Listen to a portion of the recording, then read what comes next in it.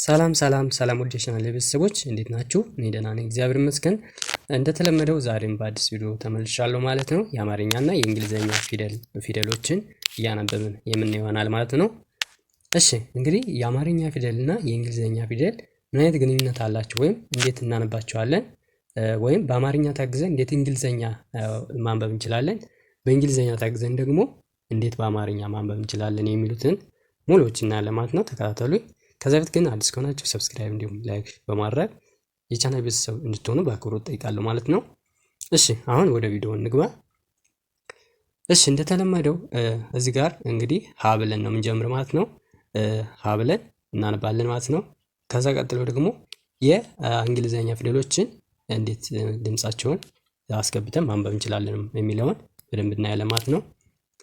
እሺ አሁን እዚህ ጋር የአማርኛ ፊደሎችን መጀመሪያ እናነባለን። ሀ፣ ሁ፣ ሂ፣ ሃ፣ ሄ፣ ህ፣ ሆ ብለን እናነባቸዋለን። እነዚህን ካነበብን በኋላ ከዛ ወደ እንግሊዘኛው የፊደል አይነት እንሄዳለን ማለት ነው። እንግዲህ የእንግሊዘኛ ፊደሎች የሀ የተለየ ነው ማለት ነው። የሀ የመጀመሪያው ድምፅና የአራተኛው ድምፅ ተመሳሳይ ነው ማለት ነው። ስለዚህ ይሄ የመጀመሪያውና የአራተኛው ድምፅ ተመሳሳይ ስለሆነም እዚህ ጋር የሚወስዱት የቫወል አይነት ተመሳሳይ ናቸው ማለት ነው። እሺ ሀ፣ ሁ፣ ሂ፣ ሃ፣ ሄ፣ ህ፣ ሆ ብለን በዚህ መልኩ እናነባቸዋለን ማለት ነው። የሚወስዱት የቫወል አይነትም የቫወል ሌተር አይነት የሚወስዱት እነዚህ ተመሳሳይ ነው ማለት ነው። ኤ ነው የሚወስዱ። ለምሳሌ የመጀመሪያው ኤች ኤ ቫወሉ ኤ ነው ማለት ነው። ከዛ ኤች ዩ ኤች አይ ኤች ኤ ድጋሚ ይሄኛው ተመሳሳይ ነው ማለት ነው። ምክንያቱም ድምፁም ተመሳሳይ ነው። አምስተኛ ደግሞ ኤች አይ ኢ ኤች ኦንሊ ወይም ኤች ብቻውን ከዛ ኤች ኦ ይወስዳሉ ማለት ነው። እንግዲህ ይህ ከሌሎቹ በተለየ የመጀመሪያው ድምፅ ይለያል ማለት ነው። ምክንያቱም የመጀመሪያ ድምፅና አራተኛ ድምፅ ተመሳሳይ ስለሆነ ነው። ከዛ መቀጠል የለ ፊደል አለ ማለት ነው። የአማርኛው ለ፣ ሉ፣ ሊ፣ ላ፣ ሌ፣ ል፣ ሎ ብለን እናነባቸዋለን። ከዛ ወደ እንግሊዘኛ ፊደሎች ስንመጣ የመጀመሪያው ድምፅ ኤች ኢን ይወስዳል ማለት ነው።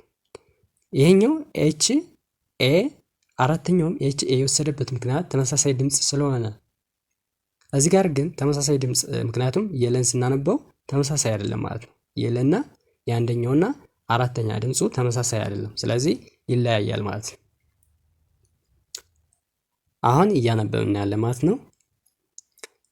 ኤል ኢ፣ ኤል ዩ፣ ኤል አይ፣ ኤል ኤ፣ ኤል አይ ኢ፣ ኤል እና ኤል ኦ እነዚህ ናቸው ማለት ነው።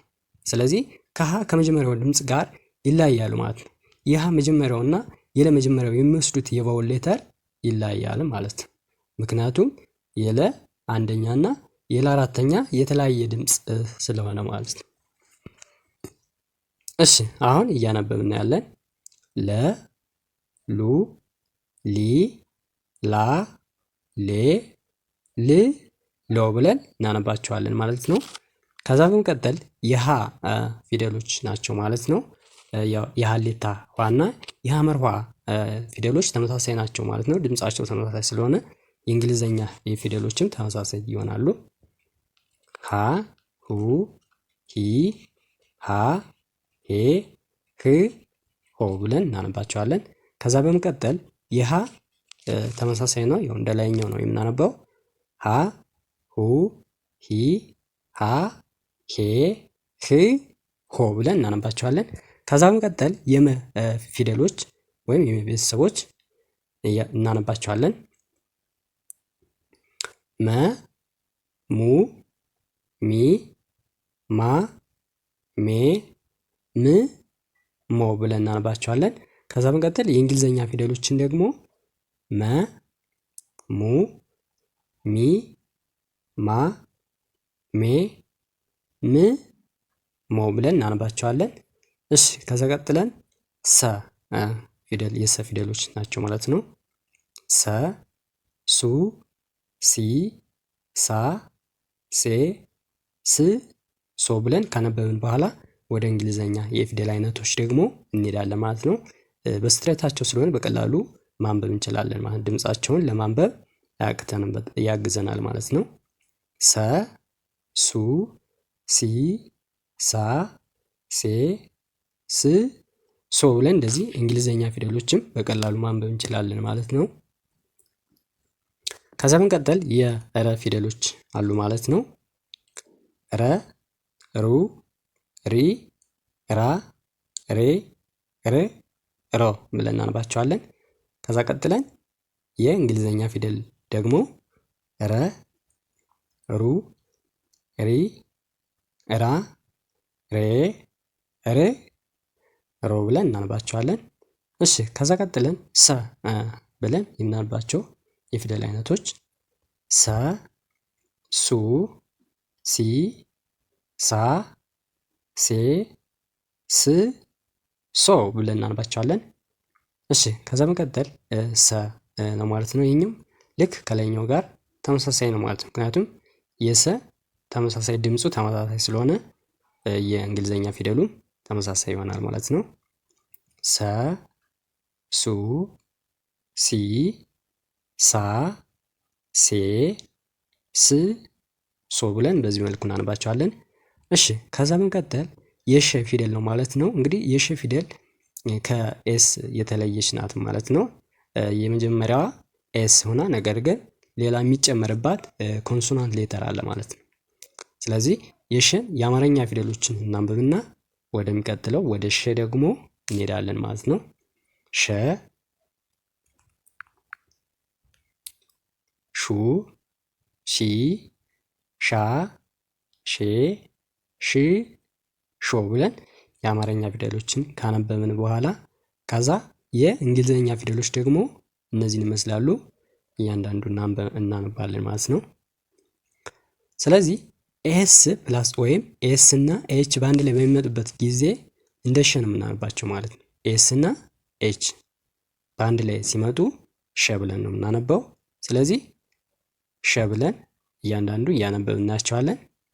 ስለዚህ ኤስ ኤች ኢ ሸ፣ ኤስ ኤች ዩ ሹ፣ ኤስ ኤች አይ ሺ፣ ኤስ ኤች ኤ ሻ፣ ኤስ ኤች አይ ኢ ሼ፣ ኤስ ኤች ሽ፣ ኤስ ኤች ኦ ሾ ብለን ሸ፣ ሹ፣ ሺ፣ ሻ፣ ሼ፣ ሽ፣ ሾ ብለን በዚህ መልኩ እናንባቸዋለን። እሺ ከዛ በመቀጠል የቀ ፊደሎች ናቸው ማለት ነው። እንግዲህ የቀ ፊደሎችን ስናነብ ኪው አስቀምጠን ነው የምናነባው ማለት ነው። የቀ ብለን የምናነባቸው የፊደል አይነቶች በእንግሊዘኛ ስንቀይረው ደግሞ ኪውን እንወስዳለን ማለት ነው። ቀ፣ ቁ፣ ቂ፣ ቃ፣ ቄ፣ ቅ፣ ቆ ብለን እናነባቸዋለን። እሺ ከዛ መቀጠል ደግሞ በእንግሊዘኛ የተጻፉትን የቀ ፊደሎች ደግሞ እናነባለን ማለት ነው። እሺ ከዛ መቀጠል ቀ፣ ቁ፣ ቂ፣ ቃ፣ ቄ፣ ቅ፣ ቆ ብለን እናነባቸዋለን። እሺ ከዛ እንቀጥላለን። የበ ፊደሎች እነዚህ ናቸው። በ፣ ቡ፣ ቢ፣ ባ፣ ቤ፣ ብ፣ ቦ ብለን እናነባቸዋለን። ከዛ መቀጠል ወደ እንግሊዘኛ ፊደሎች እንገባለን ማለት ነው። እሺ የእንግሊዘኛ ፊደሎች ደግሞ ይህን ይመስላሉ። እናነባቸው። በ፣ ቡ፣ ቢ፣ ባ፣ ቤ፣ ብ፣ ቦ ብለን እናነባቸዋለን። እሺ ከዛ መቀጠል የተ ፊደሎች አሉ ማለት ነው። ተ፣ ቱ፣ ቲ፣ ታ፣ ቴ፣ ት፣ ቶ ብለን በዚህ መልኩ እናነባቸዋለን። ከዛ የእንግሊዝኛ ፊደሎች ደግሞ ተ፣ ቱ፣ ቲ፣ ታ፣ ቴ፣ ት፣ ቶ ብለን እናነባቸዋለን። ከዛ መቀጠል የቸ ፊደሎች አሉ ማለት ነው። እነዚህን የቸ ፊደሎች ልክ ተጨማሪ ኮንሶናንት ሌተር አላቸው ማለት ነው። ቸ፣ ቹ፣ ቺ፣ ቻ፣ ቼ፣ ች፣ ቾ ብለን እናነባቸዋለን ማለት ነው። የእንግሊዝኛ ፊደሎችን በምናነብ ጊዜ ኮንሶናንቶች ሁለት ናቸው ማለት ነው። ዳብል ኮንሶናንት ሌተሮች አሉ ማለት ነው። ስለዚህ እነዚህን ዳብል ኮንሶናንት ሌተሮች ሲኤች በሚመጡበት ጊዜ ሁሌም እንደ ቸ እንደሚነበቡ መርሳት የለብንም ማለት ነው። ሲኤች በአንድ ላይ በሚመጡበት ጊዜ ቸ ብለን እናነባለን ማለት ነው። እስ አሁን እዚህ ጋር ሲ አለች። ሲኤች ኢ ቸ፣ ሲኤች ዩ ቹ፣ ሲኤች አይ ቺ፣ ሲኤች ኤ ቻ፣ ሲኤች አይ ኢ ቼ፣ ሲኤች ች፣ ሲኤች ኦ ቾ ብለን እናነባቸዋለን ማለት ነው። ስለዚህ እነዚህን በቀላሉ በዚህ መያዝ እንችላለን ማለት ነው። እሺ ከዛ መቀጠል የሀ ፊደል ነው ማለት ነው። ከላይ ያነበብነው ነው ማለት ነው። ሀ፣ ሁ፣ ሂ፣ ሃ፣ ሄ፣ ህ፣ ሆ ብለን እናነባቸዋለን። ተመሳሳይ ናቸው ከላይኛው ከሀመርዋ ጋር ሀ፣ ሁ፣ ሂ፣ ሃ፣ ሄ፣ ህ፣ ሆ ብለን እናነባቸዋለን። እሺ ከዛ በመቀጠል የነ ፊደል ነው ማለት ነው። የነን ፊደል እናነባዋለን። ነ፣ ኑ፣ ኒ፣ ና፣ ኔ፣ ን፣ ነው ብለን የአማርኛ ፊደሎችን ካነበብን በኋላ የእንግሊዝኛ ደግሞ ነ፣ ኑ፣ ኒ፣ ና፣ ኔ፣ ን፣ ነው ብለን እናነባቸዋለን። እሺ ከዛ መቀጠል ኘ ነው ማለት ነው። የኘ ፊደል እያነበብን ያለን ኘ፣ ኙ፣ ኚ፣ ኛ፣ ኜ፣ ኚ፣ ኞ ብለን እናነባቸዋለን።